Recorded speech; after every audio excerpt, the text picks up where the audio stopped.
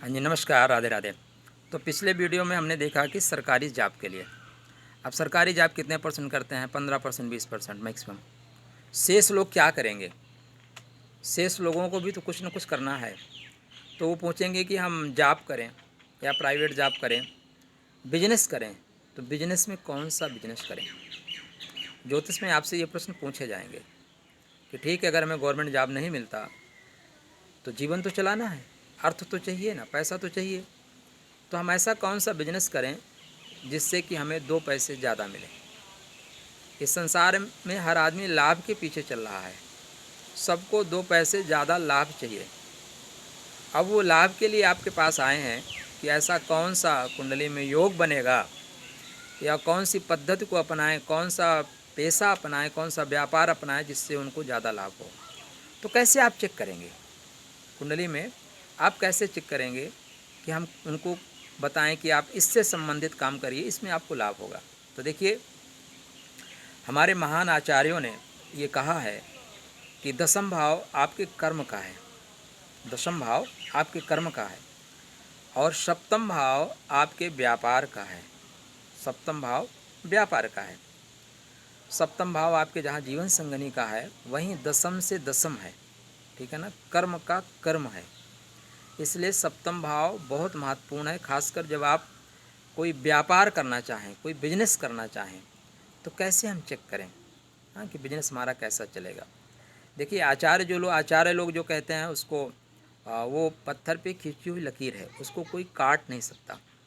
लेकिन उसमें वक्त के अनुसार, समय के अनुसार हम कुछ एक नई डिज़ाइन बना सकते हैं, नए मार्ग खोज सकते हैं उसी रेखा पे।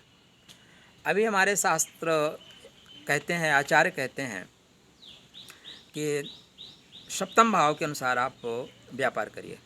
सप्तम भाव, मान लीजिए सप्तम भाव अक्सर लग्न का, जो लग्न का लॉर्ड होता है उसके जस्ट अपोजिट होता है। याद रखिएगा, सप्तम भाव लग्न के अपोजिट होता है। मान लीजिए आपकी मेष लगन है तो सप्तम भाव आपकी तुला होगी, आपकी वृषभ लगन होगी तो सप्तम भाव आपका वृश्चिक होगा। तो माने शुक्र और बुध की कहाँ, शुक्र और मंगल की पटरी कहाँ खाती है? जैसे आपकी कुंडली में मरकरी होगा, 7th हाउस का लॉर्ड आपका जुपिटर हो जाएगा। जैसे आपका कर्क होगा, 7th हाउस का लॉर्ड सैटर्न हो जाएगा। जैसे आपका सिंह होगा, 7th हाउस का लॉर्ड आपका सैटर्न हो जाएगा। इधर कन्या होगी, उधर जगह जाके मिथुन हो जाएगा, मीन हो जाएगी, बुध गुरु हो जाएंगे। तो ऐसा ये भगवान ने बनाया है सिस्टम कि आपस में मैच नहीं कर रहा है। तो जो लग्न का लॉर्ड है, 7th हाउस का लॉर्ड जस्ट अपोजिट है, और उसी को पकड़ के हम बिजनेस करें तो अपोजिट है। क्या है प्रश्न? क्या है? अपोजिट है। देखिए, ये हम लोगों की आपस में वैचारिक धारा है। एक जब आप विचार करिए तो विचार में निकल के आता है। शास्त्र जो कह रहे हैं बिल्कुल सही कह रहे हैं। तो शास्त्र इन दोनों को कैसे मिला सकते हैं? तो देखिए, लग्न का जो स्वामी है उसके अनुसार जो आपको व्यापार करेंगे तो वहाँ के लोग आपको सपोर्ट करेंगे। क्या करेंगे? सपोर्ट करेंगे। 7th हाउस का जो लॉर्ड है उसके अनुसार आप व्यापार करेंगे तो आपका विरोध भी होगा, सहयोग भी होगा। सहयोग भी ये लोग करेंगे और विरोध भी करेंगे, क्योंकि वो लग्न का 7th है, लग्न के जस्ट लगभग अपोजिट है। तो आपके व्यक्तित्व के अनुसार सूट ही नहीं कर रहा है। क्या? व्यक्तित्व के अनुसार सूट नहीं कर रहा है तो कहाँ से लोग सपोर्ट करेंगे? फिर क्या करें? प्रश्न है, फिर क्या करें? तो आप अपने कर्म को देखिए, आप किस कर्म में प्रवीण हैं, कौन सा काम आप बेहतर कर सकते हैं। जीवन में क्या है, हर आदमी एस्ट्रोलॉजी नहीं कर सकता, हर आदमी टीचिंग नहीं कर सकता, हर आदमी फाइटिंग नहीं कर सकता, और हर आदमी बिजनेस नहीं कर सकता। हर आदमी का अलग अलग माइंड सेटअप है और उसका वैसे व्यक्तित्व है, उसके वे ऑफ टॉकिंग ऐसी है, उसकी पर्सनालिटी वैसी बनती है। तो अपने पर्सनालिटी के अनुसार आपके जिस विषय में आपने प्रतिबद्धता, जिस विषय में आपने पीएचडी हासिल कर रखी है, जिस विषय के आप होशियार हैं, जिस विषय के आप चाणक्य हैं, उस विषय पे आप काम करिए ना। तो लग्न के लाड़ को पकड़िए, 10th हाउस के लाड़ को पकड़िए, कर्म और शरीर, क्योंकि आप बिजनेस भी करेंगे तो कौन करेगा? शरीर करेगा ना। शरीर को कर्म करना पड़ेगा और आपके कर्मानुसार ही लोग आपको सपोर्ट करेंगे। वो जो वाइब्रेशन होगी उसके अनुसार आपको लोग टचअप में आएंगे। तो आपका जो कर्म भाव का स्वामी है उसके अनुसार आप व्यापार करें। हाँ, अब एक चीज़ यहाँ पे ज़रूर देख लीजिएगा कि कर्म भाव का स्वामी कहीं 6, 8, 12 में तो नहीं है। आप जो कर्म कर रहे हैं वो ले जाके गड्ढे में डलवा दे। अगर ऐसी स्थिति बनती है तो फिर क्या करिए, लग्न के लाड़ को ध्यान दीजिए, लग्न के स्वामी को ध्यान दीजिए और उसके अनुसार आप व्यापार का चयन करिए। साथ में सबसे इम्पोर्टेंट क्या है, आय भाव का स्वामी। पैसा कहाँ से आएगा? बिजनेस तो आप कर रहे हैं ना, बिजनेस के साथ साथ आप पैसा आना चाहिए। बिजनेस किसके लिए? पैसे के लिए महाराज जी। तो आय भाव का स्वामी जो है उसके अनुसार पैसा आएगा। क्या आएगा? आय भाव के स्वामी के अनुसार पैसा आएगा। तो आपकी कुंडली में लाभ भाव का स्वामी जो है उसके अनुसार व्यापार करने जाइए, आपको लाभ होना सुनिश्चित है। लग्न के लाड़ को पकड़िए, 10th हाउस के लाड़ को पकड़िए और 11th हाउस के लाड़ को पकड़िए। इन तीनों में जिसका बल ज़्यादा हो, जो ग्रह ज़्यादा बलयुक्त हो, उनके अनुसार आप काम करिए। क्योंकि जीवन में बिजनेस किसके लिए आप कर रहे हैं? लाभ के लिए महाराज जी। ठीक, लाभ के लिए। सप्तम भाव आपका व्यापार है, किंतु साझेदारी का व्यापार है। किसका है? साझेदारी। जहाँ 2 से या 2 से अधिक लोग मिलकर व्यापार कर रहे हों, उस पार्ट को देखने के लिए 7th हाउस को देखना बहुत इम्पोर्टेंट है। किंतु यदि आप अकेले व्यापार करना चाहते हैं, क्या आप अकेले व्यापार करना चाहते हैं, तो याद रखिएगा आपको अपने लग्न के स्वामी के अनुसार और साथ में 10th हाउस और 11th हाउस के स्वामी के अनुसार ही आपको अपना व्यापार का क्षेत्र चुनना चाहिए। ठीक, व्यापार का क्षेत्र दशमेश लाभेश के अनुसार चुनना चाहिए।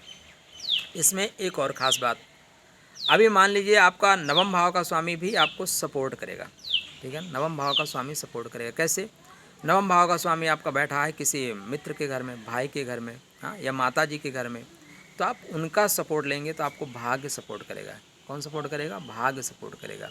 तो ऐसे पार्ट को अपने बिजनेस में अगर आप सपोर्टिव रखते हैं, ऐसे पार्ट को अपने बिजनेस में आप सहायक रखते हैं, तो छोटी मोटी परेशानियां उनके सपोर्ट से दूर हो जाती हैं, उनके सपोर्ट से दूर हो जाती हैं।